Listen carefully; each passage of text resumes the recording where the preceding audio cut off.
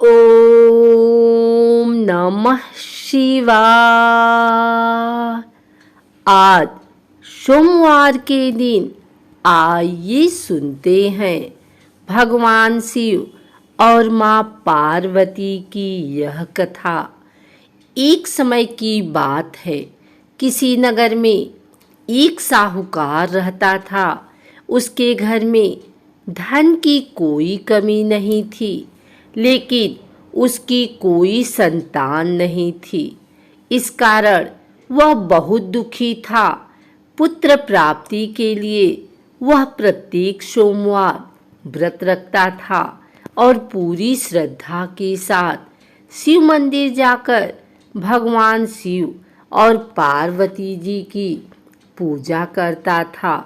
उसकी भक्ति देखकर एक दिन माँ पार्वती प्रसन्न हो गई और भगवान शिव से उस साहूकार की मनोकामना पूर्ण करने का आग्रह किया। पार्वती जी की इच्छा सुनकर भगवान शिव ने कहा कि हे पार्वती, इस संसार में हर प्राणी को उसके कर्मों का फल मिलता है और जिसके भाग्य में जो हो उसे भोगना ही पड़ता है। लेकिन पार्वती जी ने साहूकार की भक्ति का मान रखने के लिए उसकी मनोकामना पूर्ण करने की इच्छा जताई। माता पार्वती के आग्रह पर शिवजी ने साहूकार को पुत्र प्राप्ति का वरदान तो दिया, लेकिन साथ ही यह भी कहा कि उसके बालक की आयु केवल 12 वर्ष होगी। माता पार्वती और भगवान शिव की बातचीत को साहूकार सुन रहा था। उसे ना तो इस बात की खुशी थी और ना ही दुख। वह पहले की भांति शिव जी की पूजा करता रहा। कुछ समय के बाद साहूकार के घर एक पुत्र का जन्म हुआ। जब वह बालक 11 वर्ष का हुआ तो उसके पढ़ने के लिए उसके पिता ने काशी भेज दिया। साहूकार ने पुत्र के मामा को बुलाकर उसे बहुत सारा धन दिया और कहा कि तुम इस बालक को काशी विद्या प्राप्ति के लिए ले जाओ और मार्ग में यज्ञ कराना। जहाँ भी यज्ञ कराओ वहाँ ब्राह्मणों को भोजन कराते और दक्षिणा देते हुए जाना। दोनों मामा भांजे इसी तरह यज्ञ कराते और ब्राह्मणों को दान दक्षिणा देते काशी की ओर चल पड़े। रात में एक नगर पड़ा जहाँ नगर के राजा की कन्या का विवाह था, लेकिन जिस राजकुमार से उसका विवाह होने वाला था वह एकाक्षी काना था। राजकुमार के पिता ने अपने पुत्र के काना होने की बात को छुपाने के लिए एक चाल सोची। साहूकार के पुत्र को देखकर उसके मन में एक विचार आया।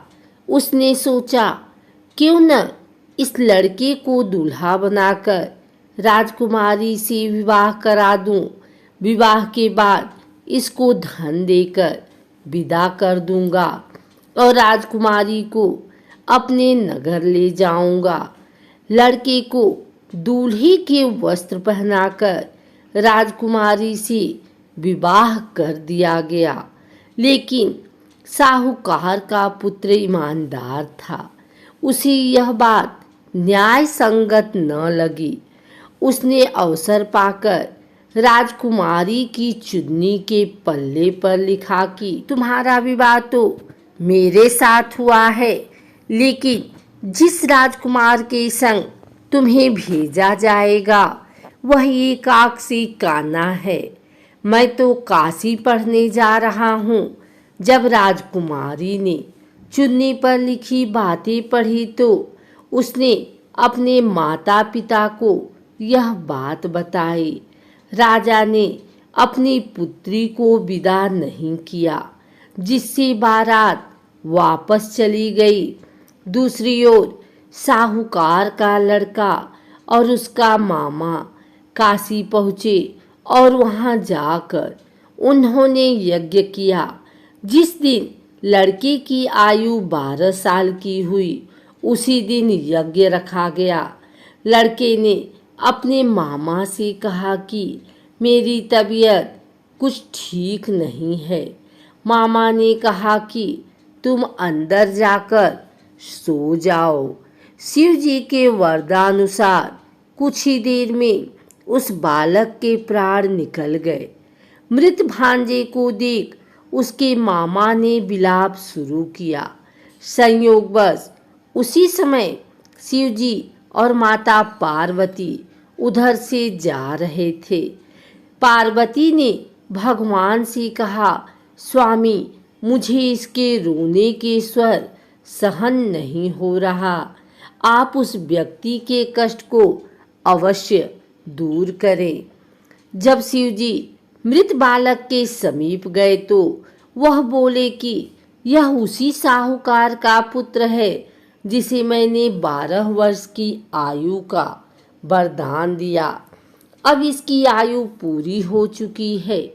लेकिन मातृभाव से विभोर माता पार्वती ने कहा कि हे महादेव, आप इस बालक को और आयु देने की कृपा करें, अन्यथा इसके वियोग में इसके माता पिता भी तड़प तड़प कर मर जाएंगे।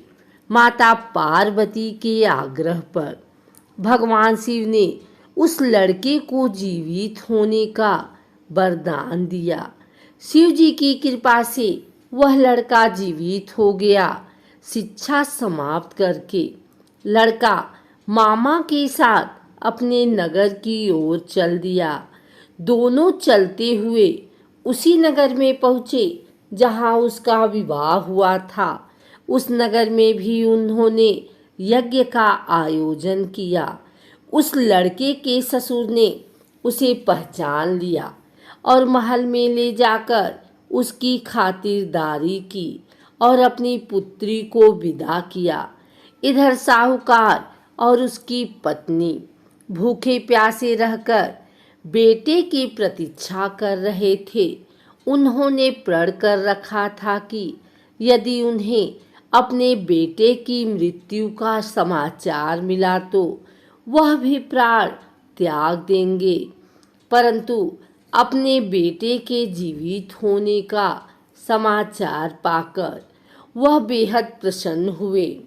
उसी रात भगवान शिव ने व्यापारी के स्वप्न में आकर कहा, हे सृष्टि, मैंने तेरे सोमवार के व्रत करने और व्रत कथा सुनने से प्रसन्न होकर तेरे पुत्र को लंबी आयु प्रदान की है। इसी प्रकार जो कोई सोमवार व्रत करता है, यह कथा सुनता और पढ़ता है, उसके सभी दुख दूर होते हैं और समस्त मनोकामनाएं पूर्ण होती हैं।